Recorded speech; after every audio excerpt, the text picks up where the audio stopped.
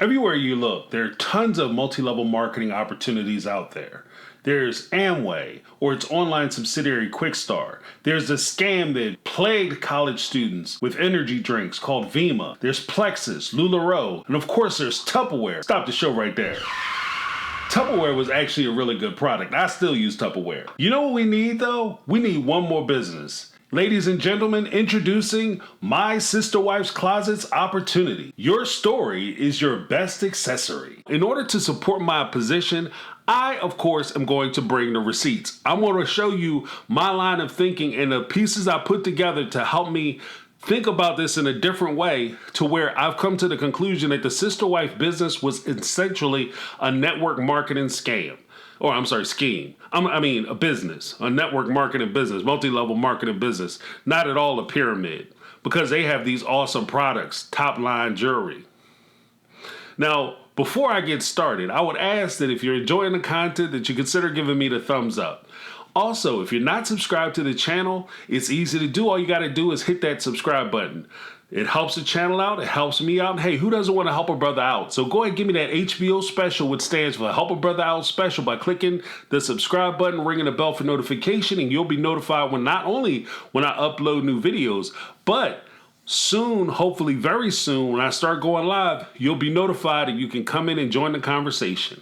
Now let's get to it. Hey, let's take the opportunity to do another soft poll. In the last poll that I had, whether Robyn and Kody were going to steal the money, there were tons of threes. A lot of people agreed with me that Kody and Robyn were actually going to take that money from the sister wives. In this video, we're going to do another poll where we're going to ask, do you think that the Sister Wives Closet was in fact a multi-level marketing business? Give me a 1. Or if you just think that they were bad at their business presentation, give me a 2. Let's hear what you guys have to say. The first thing that I think we really need to look at is, how do the sister wives generate money? How do they make money? How do their finances work? And we're going to do a little bit of pocket watching on the sister wives, honestly.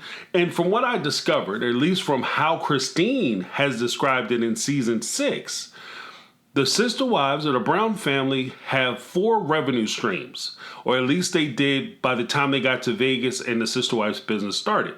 The 4 revenue streams are as follows. 1, clearly they get a paycheck from TLC. Let's not look down on that. According to some reports, by season 14 or 15, the Brown family had made an estimated total of anywhere from $3 to $5 million from TLC. Not bad money, not bad work, if you can get it. So we can't ignore that. On top of being at TLC, they also were talking about the real estate business. We need to get our real estate going. That was Christine and Janelle. They both went down, took the test. Everybody was supposed to be a real estate person, but Kody realized that nobody was going to pull out the big chair and just listen to his ideas on how to grow the business, especially if he's not licensed. And then when he found out that you actually had to read a book and take a test to get licensed, my man was out. Later, Christine decided she wanted to drop out because of the time constraints of being a real estate agent. Let's keep it all the way 100.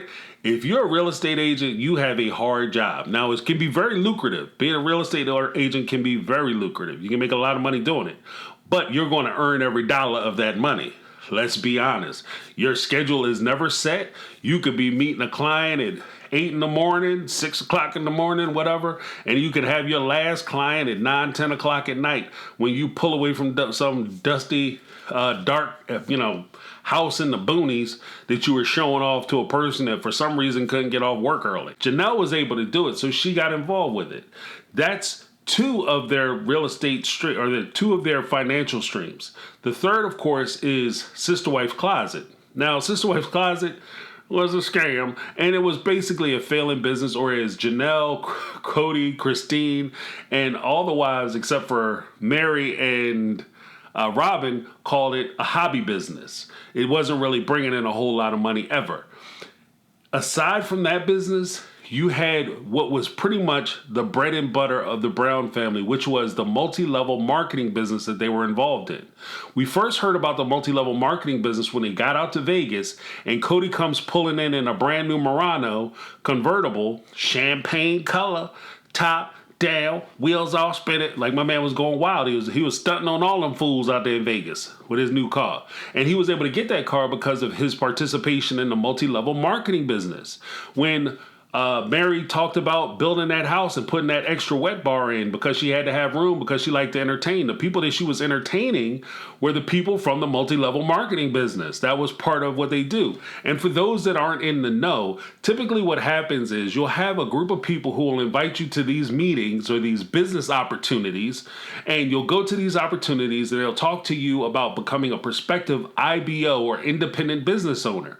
And when you become essentially a contractor, so they don't have any responsibilities to you when they run through your pockets. That's essentially what it is.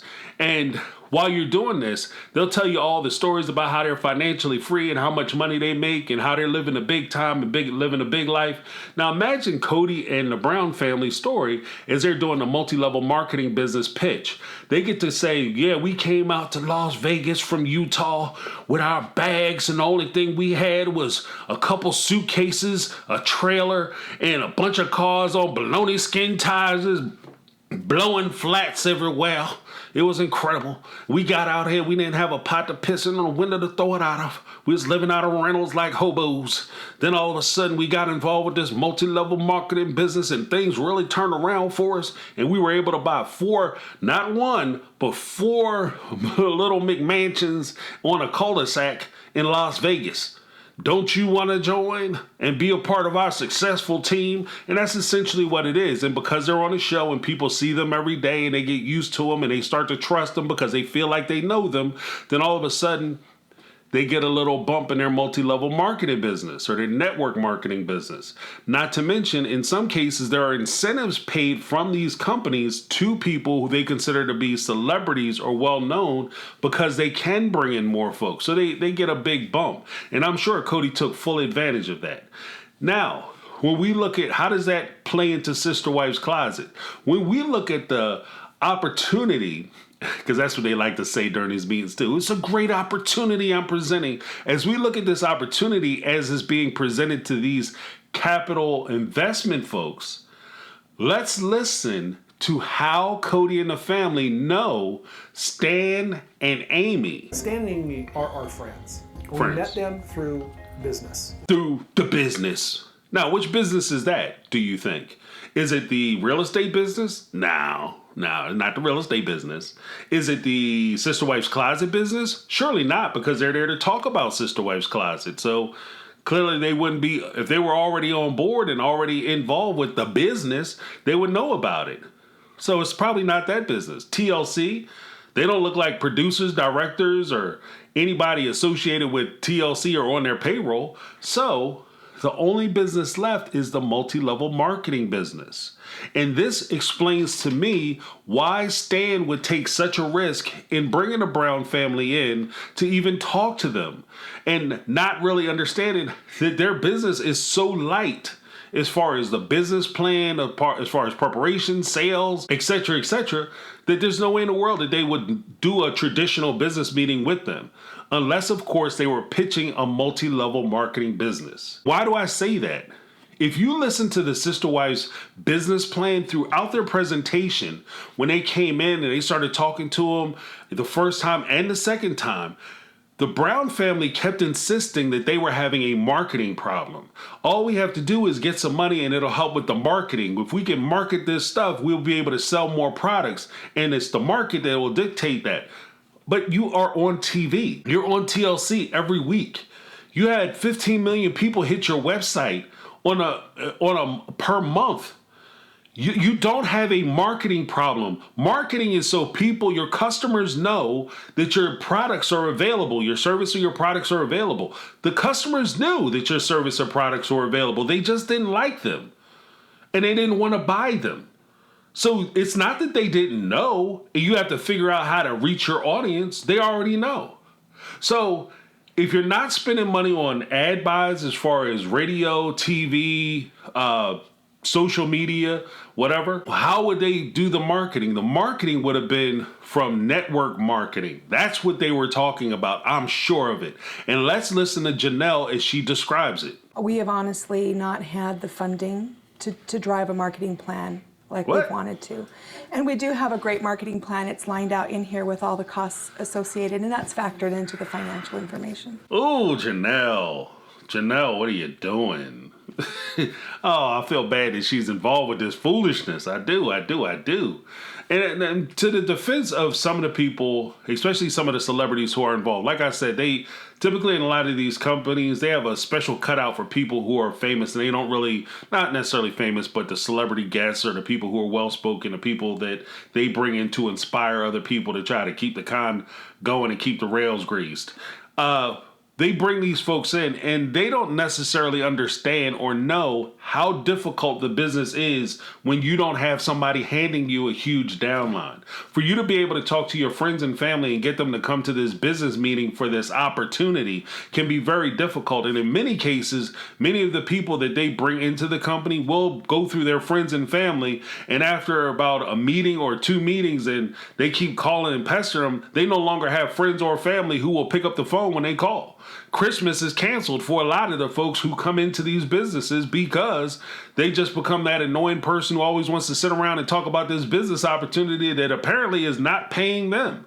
And they want to get everybody involved. Janelle mentioned that she had all these different detailed things that she wanted to do as far as the marketing was concerned. That would make no sense unless you're talking about the tiered payouts for each group, whether you're setting up platinum and gold or diamond or whatever, the sapphire and jasmine blue or whatever the hell their little system is going to be. And once they set that up, that was what was going to be the marketing plan.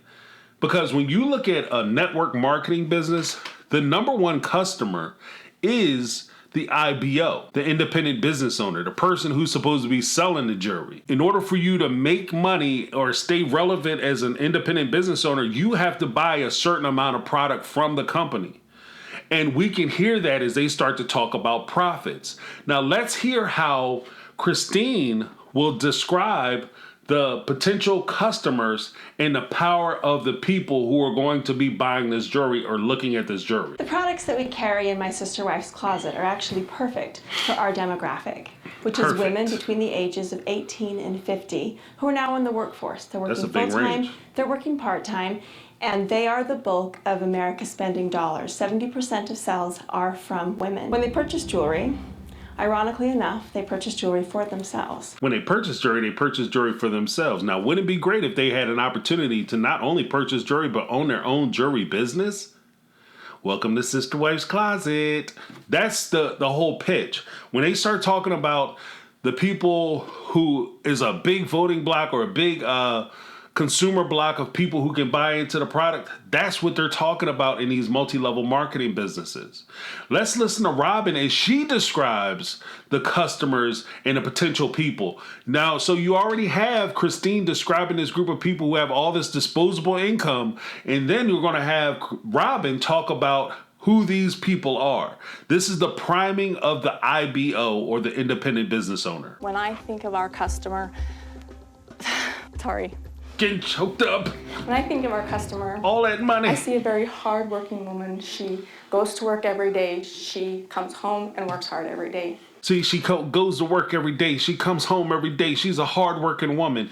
And wouldn't it be great if she had an opportunity to be able to make money for her family and achieve financial freedom by joining the Sister Wife's Closet? This is the IBO prep. They spend so much time talking about these individuals and these people who could potentially be buying the jewelry, but apparently aren't buying the jewelry. It made no sense to me until you look at it from the perspective of these people that they're talking about are going to be part of the marketing plan that Janelle first talked about on that first clip I brought out. And therefore, they're going to be the people who are going to start buying this jewelry. Now, what happens when these individuals, these 15 million people, if they can get just 1% of them to join the Sister Wife's Closet multi-level marketing business, how much money would the Sister Wives stand to make? This is the other part of Janelle's presentation. Let's take a listen. Our initial projections, conservative as they are, put us at making $3.3 million in 2016. Woo! With the small capital infusion. However, those are conservative numbers. Conservative? We've spoken to our conversion rate, 15 million hits a month. If we can get to the point where we offer enough product at our average ticket price, 1% of that means $10 million in sales. $10 million. Are you insane? Like, there's no way in the world, without this being a multi-level marketing business and that percentage, that 1% of the 15 million coming from the IBO group who has to buy or purchase this ugly ass jewelry in order for them to maintain their downlines. Unless that's the case, this whole scenario makes zero sense. Because you're saying that if we could just get the money and we could have the marketing plan and just do awesome commercials, all of a sudden people gonna start buying sister wife jewelry. So what kind of commercials could you guys possibly run that's gonna make people say, you know what I need in my life? Just a big ugly hand with 5 things that are commemorative of somebody else's family. Or I need a tree that's commemorative of somebody who I don't know and their family. That nobody is doing that. So the only way this really works is if they're able to loop these folks in to become independent business owners. Again, if you guys think I'm right, please hit number 1. If you think I'm wrong, go ahead and hit number 2. You're probably wrong, but if you think I'm wrong, it's okay. I don't care. You know what I mean? But do what you got to do. But let me know what you guys think. Next, there was a really good question that was posed from one of the investors who just simply asked a question. Now listen to how he frames the question and who he's talking about, and we'll talk about it on the other side. How do you compete with the bigger picture with everyone else? How you compete? Honestly, it's just because people know who we are. They trust us. We're a family. They know what we're about. They know what our ideals are. They've watched our business grow. Wouldn't have been awesome if Robyn would have said, well, the people know I'm a home wrecker. Instead of being afraid I'll come by and steal their husbands. Be kissing them on the porch while they're out at the hospital pushing a kid out. Welcome to Sister Wives. But the whole thing is that if you listen to what he said, who's the competition? Because the competition isn't Kisses by K. Every kiss begins with K. Or Zales or whoever you have at your local mall. That's not who the sister wives are competing with. Those guys actually sell gold and diamonds. The sister wives sell sterling silver. Like, there's no competition there. So who are they talking about? What they're talking about are people like Amway, Quickstar, LuLaRoe, folks who sell this type of jewelry, these kind of things. How do we get people to join this multi-level marketing business under Sister Wife's Closet instead of going to something that's more established and more readily available? And Robyn's answer is, well, they know us. They watch us on TV. They're our fans. They see our family. They know what we're about. That has nothing to do with a traditional business sense. I don't care about how Bill Gates' family. If I'm about to invest in Microsoft, I don't give a damn what Jeff Bezos is doing if I'm about to invest in Amazon. I care about how much money I can make from that business and what that business is doing. So I don't care about that stuff unless, of course, the business is Jeff Bezos. The business is Bill Gates or somebody of that stature. If that's the case, and as with a multi-level marketing business and a network marketing business where they don't want to spend the advertisement dollars on TV ads or radio spots or paying for it on YouTube, they rather give the money to you guys and you could sell it to your friends and family and have this great opportunity. Obviously, after everything was said and done, Stan and Amy asked the sister wives to leave after the questionnaire. They leave, they go outside, and they're all excited doing the confessional. And they're like, yeah, we killed it. And they're going to give us the money. And it's going to be amazing. And Robyn's like, I'm going to quit. And I'm just going to start pumping out kids. Because we're going to be rich. And I'm going to rob all the sister wives. Oops. That would be amazing, too. And after I watched it the first time, I was sure that the doors were going to fly open and out comes Stan and Amy carrying boxes being escorted by security because they brought these lunatics in to do this business presentation. And when that didn't happen, and in fact, what happened was Stan and Amy came back and told the Brown family, I think it was the next week, that they were going to give them $250,000 to $500,000, $500,000 for the investment in Sister Wife's Closet. What? And they were, the sister wives are mad and depressed that they didn't get the full $2.5 million, but that's ridiculous. Good for you. You got $500,000 that you could spend on your marketing plan. And as it turned out, They made this agreement. 8 weeks go by, 2 solid months go by, and they still hadn't secured the money from the investment group. And Kody had to come in and tell the sister wives, with the exception of Christine, that Stan and them did not give them the money, and it looks like it's not coming through. And this was Robyns Response. Check Robyn out, and this is, for me, one of the first times she really let the face slide off, and she showed the audience who she really is. Let's take a listen. Still, that's something they accepted, something they said and agreed to. Right, I understand, but we're waiting. If they don't have money to hand to us to run our business, then they don't. That's just the way that it is. Well, I understand that. What I'm trying to say is, do we go to someone else? It's aggravating. This is definitely aggravating. It's frustrating. It's like, we don't need one more wall in our way. We tricked them. I mean, they agreed to it, so they have to give it to us, right? Unless you have a contract, you don't have anything. You got nothing. You know, it's just the way it works in business. Unless you have somebody who wrote something down on a piece of paper and both of you signed it, you don't have an agreement. You have maybe an accord, maybe, you know what I mean, an understanding, but you don't have an agreement. There's nothing enforceable about this. They don't have to give you anything. And the fact that she turned around and was like, oh, well, shouldn't we go to somebody else? Who? Who the hell else is going to do this business? You guys are failing like gangbusters. The fact that they even entertained giving you 2 nickels and then throw you out on your ear is incredible to me, even as a multi-level marketing business. Because if you guys were as popular as you thought you were, you should have sold more than 500 pieces of jewelry. You should have sold more than 500 pieces. You could sell, if somebody was hitting your website, 15 million people were hitting your website a month, you could accidentally sell more than 500 pieces of jewelry. People go to click a button like, oh, damn, I think I just bought a necklace. And you could easily say, sell 500 pieces of jewelry with that much traffic. You guys aren't selling any of that because when it came down to it, people liked you, they just didn't like your product.